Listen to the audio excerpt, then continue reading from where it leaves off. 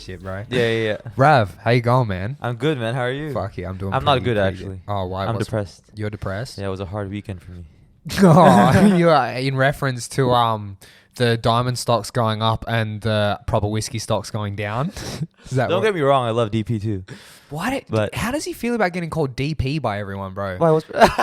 Every time I hear, I mean, not that my head's in the gutter, but every time I'm hearing it, I'm like, I would hate it. No, your head is in the gutter, bro. What do you mean? I'd hate if you named DP, bro. Poirier. Dustin. Okay, Dustin, yeah.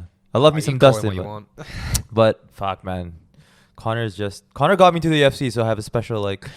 I do get that. It. You know what one of the boys at training said the other day, like a couple of days before the fight? I said to him, "Hey, bro, I'm watching the fight with Rav."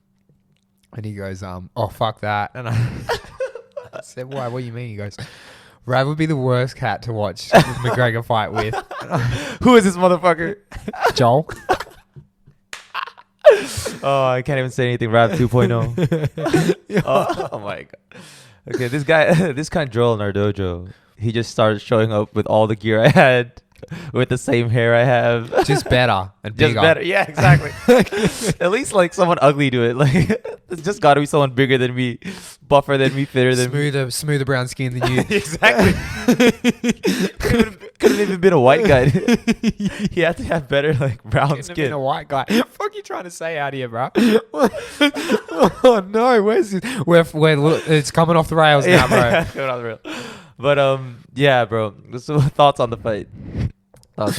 So, dude, my thing with the fight is I checked before the first. By the way, we had like a watch party at your place, and a bunch of your friends around that I got to meet, and I came through. I was like the one white guy, one white person. That is true. It's sort of like a classic tale of mine, though, to be honest, bro. Yeah. One thing I checked before the first bell was the betting odds, and they had Poirier paying like, was it 319 or 390? Yeah, dude. And it blew my mind. I started laughing, and I was like, they're making it out like he's some scrub, bro. Yeah, exactly. It's just that McGregor. The thing is, I reckon that's the McGregor effect on all the casual fans and all the diehard like McGregor fans, right? Because they're like. That's just the sway of it. They're like, who's this? Yeah. Who's this Poirier cat who got knocked out? But the way the betting odds are set up is that they want equal action on both sides. So it's not necessarily who they think they'll win. Yeah, but I think people are still going to always bet on Conor being the favorite because that's where their money was going to be. Yeah. Like, 100%. To them, you know, 100%. Yeah. And they kept saying like it was the best training camp they've ever seen. Even his coach said DP beat the best Conor he's ever seen.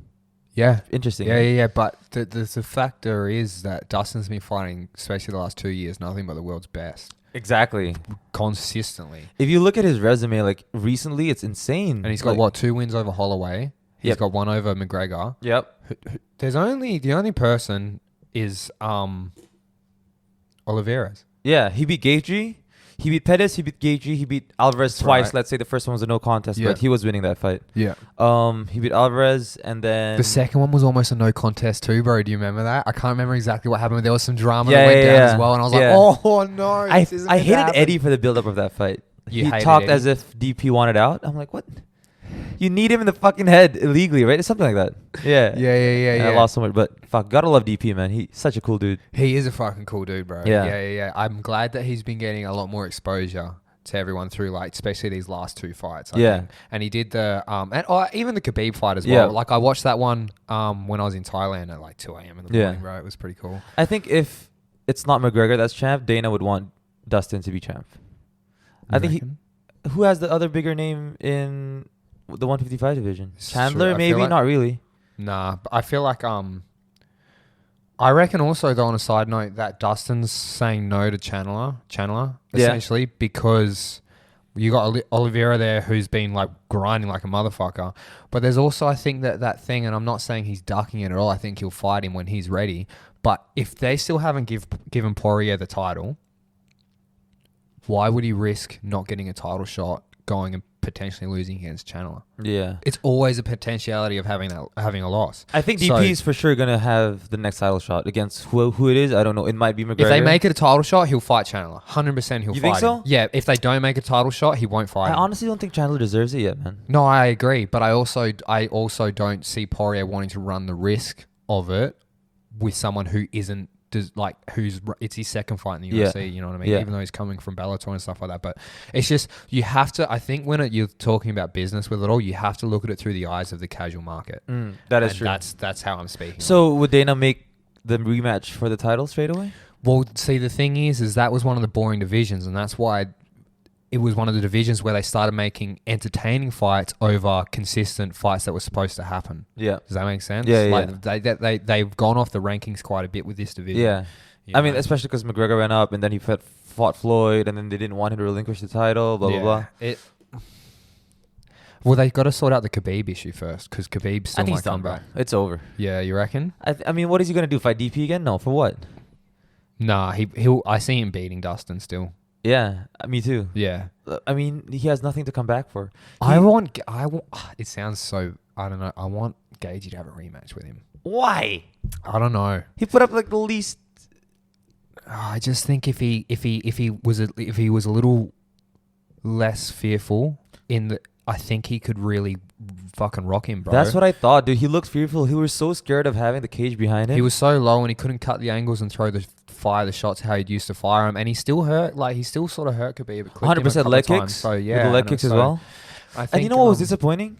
Connor said he's never been hit with a calf kick like that. Bro, I know. I was. Look at your face, bro.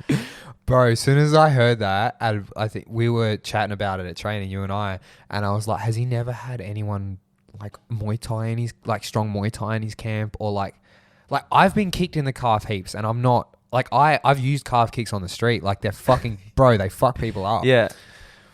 And he because I saw McGregor check 2 of them. But I didn't think, and you really don't need to, but it didn't look like Dustin was sinking it in as much as what McGregor was saying. But he said even though he turned his shin a little bit, he didn't check it fully. No, because it still caught the, is it the fibula or the tip? Don't ask me. Tibia that goes down the front. I don't know, I'm mental blank on it, but yeah, that would have still been biting in. Yeah. By the way, also, I watched a thing on Dan Hardy. He did a breakdown. Post-fight? Yeah, he did like the war room type thing, but he put out a message out there, and it was on You Question It, and I Question It too, and so did a friend of mine on the Gold Coast. And it was why McGregor came out fighting in the style that he fought. And what was that? Dan reckons that it was, so when McGregor's standing side on and he's got that karate stance, right? We'll go this way because he's a southpaw. Yeah.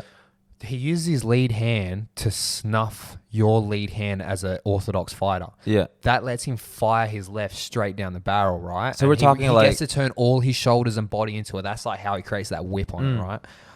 With this one here, it was because he was fighting, even though Dustin's not a southpaw, he fights very, very competitively southpaw. He knocks a lot of people out like that. He fights southpaw, yeah. And that allows him and to switch in his orthodox stance and fire that right hand, right? Anyways, with him, it wasn't... Dan Hardy reckons it wasn't a matter of like trying to beat him in boxing or this, that, and the other thing. Even though McGregor's legs were looking smaller to me and his shoulders were looking bigger, I do believe he's been doing a lot more boxing.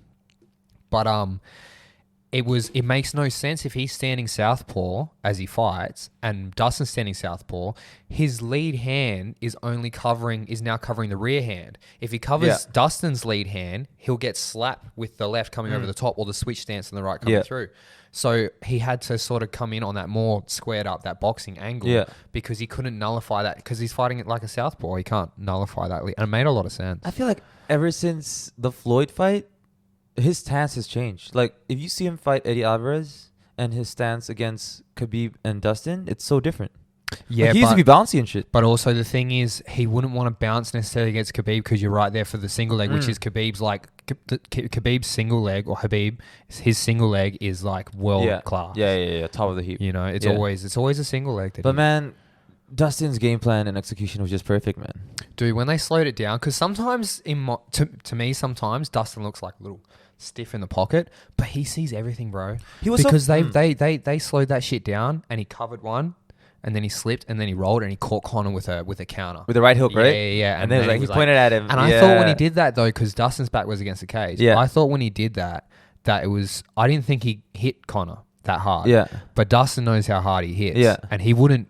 From all the years I've been watching him, he wouldn't do that unless he thought... He's a veteran. He's not going to talk shit when there's no... When he's just trying to cover for himself. I reckon he knew that he... Yeah, it was super clean, though. Got him, yeah. Yeah.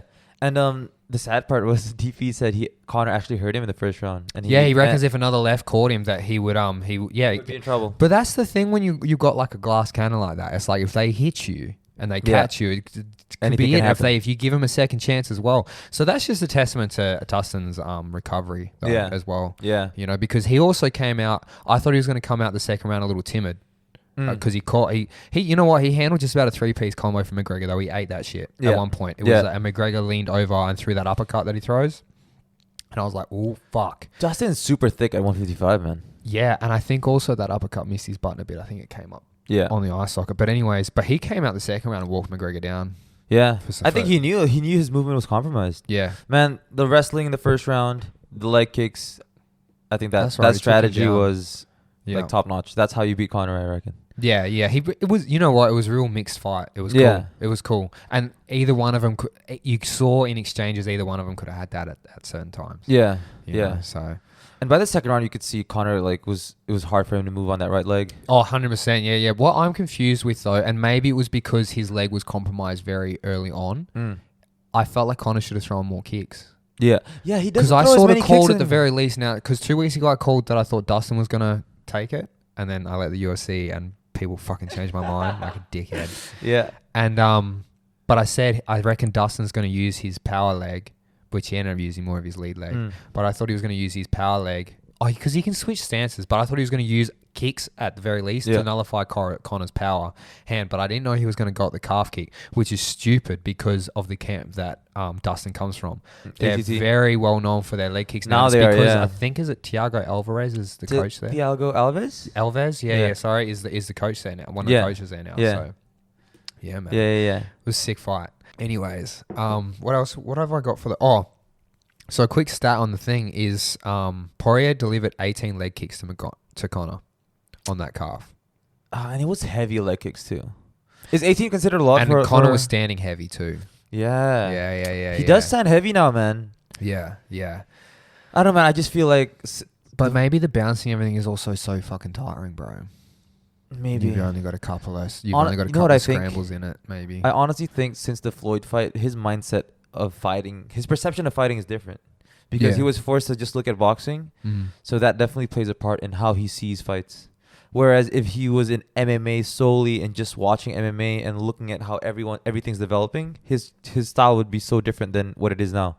Because now his style's so boxing heavy. But he he's had so much anymore. time off since boxing, since that match with Floyd, bro. And he that fought changed last year with Cerrone. Yeah, but you didn't really see much then. Right? You saw 40 seconds of him. Yeah, but he's still in the game. I don't know. Yeah, I don't know. I mean, I love his coach, but I don't know. Maybe his team is not good enough. Because they don't have any other like top tier fighters apart from him. Yeah, but no, they've got a few. But the thing is I reckon McGregor calls most of his shots, bro. So I don't think that is true. I think people around him would be more facilitators at this point. So it's pretty much like if he wants that person, they're getting that person over this person. That's just but that might not be a good thing though. Yeah, 100%. But I don't know how that's going down. But because they say they've been putting like the best work they have, but if they don't have the correct people got to remember Dustin's been fighting the best for the last 2 years. He's always been fighting the best, but he's been fighting the best. Exactly, and his coaching staff is world class too. It's proven that it's world and class. He's in there with like guys like Masvidal and the others up at the in Miami and stuff like that. And he splits his time between there and Louisiana. Yeah, and it's like, I just think that's not getting taken into. People weren't taking that in regards enough when Conor was coming back in. Yeah. Because it's like, this guy's Dustin Poirier has been fighting like the highest level that MMA has to offer. Yeah. You know I'm the biggest Conor dick rider because I want the next fights to be Diaz rematch. He wins that. Dustin Poirier rematch. He wins that. And then he fights Khabib. Bro, you know, I was watching... Then he retires as the greatest of all time, bro. Oh my God. Bro, do you reckon, someone brought it up last night at training, do you reckon that they could rematch the Poirier-McGregor one quite quick just simply because of the betting? Not only betting, I think just viewership-wise. But how did they do in view? Dana didn't really rave about the views. They said he was trending. He said top 3 pay-per-views after the event. He was just so fucking sour, that cunt. He had Yeah. no excitement about him whatsoever at that press conference, Yeah. bro. He was he looked unhappy as shit. Yo, a reporter asked him, what did Khabib say about it? And he's like, no, it's not looking too good. But it's true, though. Khabib told him, like, be honest, Dana. Like, I'm levels above these guys. Yeah, I don't know why we don't just, like, it's like, okay, someone's out. We can keep talking about him and stuff like that. But now let's start looking at the next pull. And I think that's what they were hoping with Cater or Qatar. Yeah, but I think after Conor, Khabib's probably his biggest star right now. And he probably wants that one last one. There'll be another one. And then there'll be another one. Yeah, 100%. Be another one. 100%.